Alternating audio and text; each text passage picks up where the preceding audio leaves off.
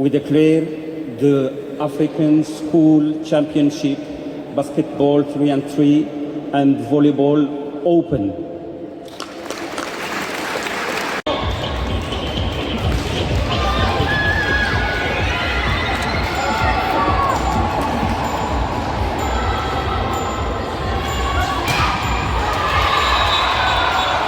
يوسف القاسمي رئيس الجامعة الإفريقية للرياضة المدرسية.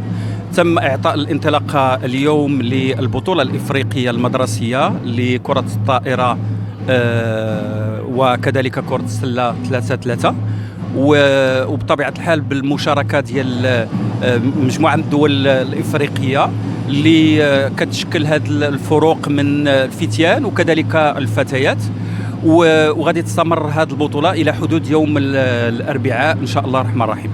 وبالموازاة مع هذه البطولة الإفريقية يتم تنظيم الجمع العام للجامعة الإفريقية للرياضة المدرسية، واللي غادي تتداول واحد المجموعة ديال المواضيع، وغادي تكون فرصة بطبيعة الحال مرة أخرى من أجل التأكيد على الريادة التي تقوم بها المملكة المغربية في مجال الرياضة بصفة عامة وفي مجال الرياضة المدرسة بالخصوص. قاسمي إذا من إفريقيا لكأس العالم عندنا في الصيف ان شاء الله غادي اكيد بانه اليوم تم تنظيم هذه البطوله الافريقيه، وفي هذا الصيف يعني في اواخر شهر يوليو سيتم تنظيم البطوله العالميه المدرسيه لكره القدم بالرباط ان شاء الله. كلمه القلب ديالك الاخيره فاكيد بانه دائما كنقولها بان الرياضه المدرسيه هي المدخل والمشتل للرياضه الوطنيه، وبطبيعه الحال انه المجهودات كثيره كتبذل واكيد غادي تكون عندها اثر